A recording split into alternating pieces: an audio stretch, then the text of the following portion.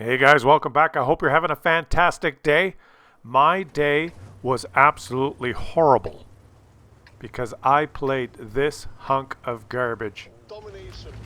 You know, guys, when you play this game, everyone has different likes and dislikes. Everyone has different play styles.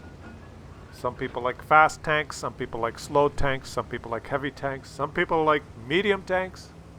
I try and play them all and then give you my no bullshit opinion. And I gotta tell you, this thing here, the UDES 3, I've been grinding my way up the Swedish TD line.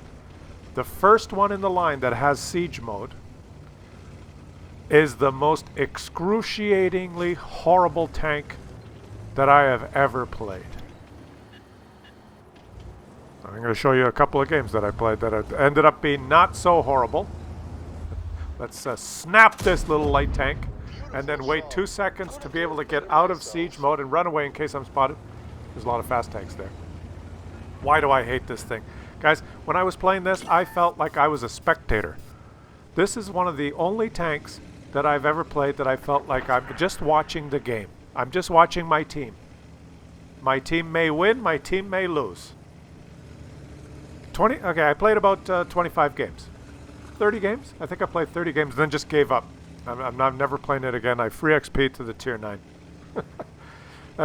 First of all, let's just say you are an auto pen tank. You've got 20 millimeters of armor everywhere. Every tank you will face, every tank that you will ever face has a gun that's more than 3 times the caliber of your armor. So 20 millimeters everywhere. 20 times 3 is 60. Anyone with a 61 millimeter gun or bigger will auto pen you no matter what angle you're at. So everybody, right? Everyone has a gun that's over 61 millimeters caliber. So it doesn't matter what, it doesn't matter how much wedged you are. Auto pen, full damage. In fact, all artillery, every hit you take from anybody you ever face is an auto pen. Okay, so there's that. Then there's this siege mode, getting in and out and in and out. Going in and out and in and out. It drives me nuts, but those are just petty concerns, right? The thing that really drove me nuts was I just felt like I was a spectator. I played 30 games, and this is what... let me summarize the 30 games. 25% of the games are you move up into a bush somewhere to get in siege mode and hide and hope your team spots, and your team rushes forward and kills everyone and keeps rushing forward, and then you sit there in your bush and go, well, what's going on? And then your team wins the game and you're in the bush trying to decide whether to get out of siege mode to move around, and the game's over and you were sitting at the back and you did nothing. You just watched your team win. Then 25% of the games are, game starts, you go to a bush, you sit in that bush, and your whole team dies in about 48 seconds, and the enemies start charging in, and you're in the bush, and you take 3 shots, and then you're detected, and then you're auto-penned, and you die. That's 25% of the games, so that's half the games.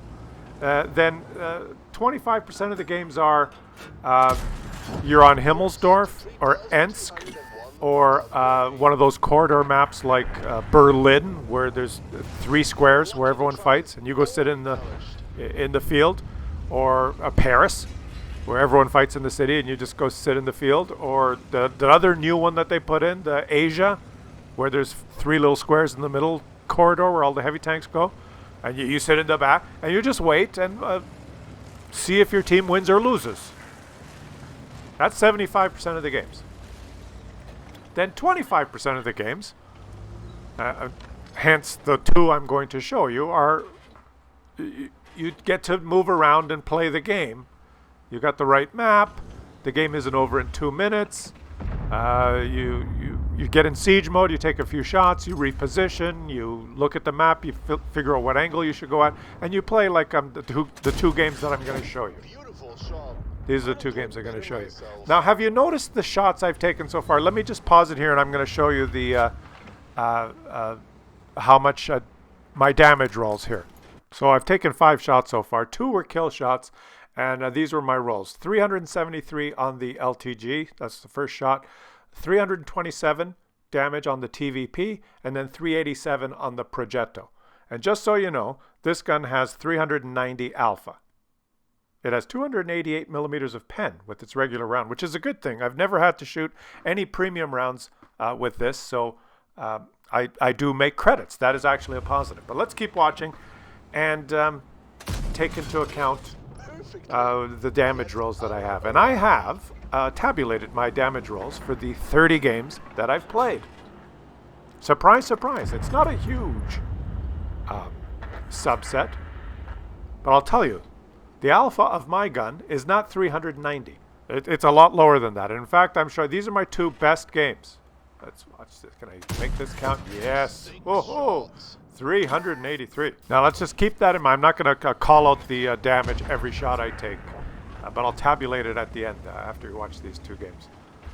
These were the 2 games that things went pretty well, remember. How shall we continue? So it's a tank I've always felt I was in spectator mode. They call it siege mode, but it's actually spectator mode. And I think it has something to do with kind of the meta. Maybe when these things came out, the game wasn't as fast. The wheeled vehicles weren't there. You could maybe play a little bit more patient game, but with the meta the way it is now, you move into a bush, you go in siege mode, and I can just imagine in tier 9 and 10, move into a bush, go in siege mode, and 12 seconds later you're spotted by an EBR that drives past your nose at 100 kilometers an hour, and then while you're trying to get out of siege mode, boom, boom. And I've noticed that as well, the 2 seconds it takes to get out of siege mode. I think they calculated that carefully, right? You get spotted, people usually take about a second to react. Then most guns have a 2 or 3 second aim time, so 2 seconds to get out of siege mode makes it sort of fair. You're spotted. If you react quickly and you're getting out of siege mode right away, maybe you can react and escape. But the way the game works now, you get spotted, snap, snap, there's no aiming required, and you get killed, right? This game went pretty good. We're going to take... Can we take him out? We don't take him out, but we put 2 big shots into him. Beautiful, beautiful. Tank sniper. Now, even though I did the most damage, I'm nowhere near on top with XP, because a lot of the damage you'll do with this tank is reliant on your team spotting for you, which is another real positive, because we know how much you can count on your team to spot for you. And I have not aced this tank yet. This is not an ace tanker game. This is going to be a better game, but not ace tanker, I confess. I have not been good enough to ace this tank. And I said to myself, well, what does it take to ace this tank? Let me go onto the website, World of Tanks Replays, and see the top games played in these tanks. And I was surprised, and almost not surprised, that the best games played, and look, I put it in siege mode, now the topography screw, another 2 seconds to get out of siege mode. Oh, turn, no, baby, put it in siege mode again. Excruciating. I'm playing it with Camel Net and Binox. Let me digress here. Some people have suggested turbo, which is probably a pretty good idea, because if you equip it with turbo, you're much more maneuverable in siege mode. I'm on the EU server, and I don't have the credits to be able to afford turbo. Not that it made any difference in most of the games that I've played, but I think if you're in close-in combat with the higher tier ones where you can start bouncing some shots, maybe turbo is an option. But let me continue what I was saying. The top games, the ace tanker games, without fail, with these Swedish TDs, well, this one in particular, go like this. And I've checked, like 10 of the top 10 results are, you drive into a bush, kind of at the back, you wait, you wait, you wait. Your whole team dies. Okay? Then the enemy slowly advance towards you, slow enough that you can kill them one by one without getting detected as you sit at the back in a bush, or maybe you have one or 2 remaining teammates that kind of hang on and spot for you. And you sit at the back, and the enemy Muppets slowly drive towards you. And pretty much after your whole team dies, or most of your team dies, you farm some damage. And a lot of the Ace Tankers games are you lose, but you farm 4,800 damage from the back after 80% of your team has died. Or you win. Yeah, you pull off that one victory, and then someone will make a YouTube video. Look at this guy. He knows what he's doing. He camped at A1. 11 of his teammates died. The score was 4-14. Then the enemy slowly approached one by one, and he farmed 6,000 damage, and he won. It's a Unicom. Those are the Ace Tanker games in this. So if that turns your crank, I know, there's gonna be, you guys are gonna go search, and there's gonna be one or two examples. No, look, Klaus, this guy moved up. There was a video. Don't camp in your Swedish TD. Move up and be aggressive. This guy got 5,800 damage. He moved right up there. He was spotted. No one shot him because the enemies are Muppets. And he killed all of them. That's how you have to play it. Yeah, knock yourselves out. If you move up with this thing and get detected, you're auto-penned by everyone and you're dead in about 7 seconds. We'll reserve judgment for the tier 9 and 10.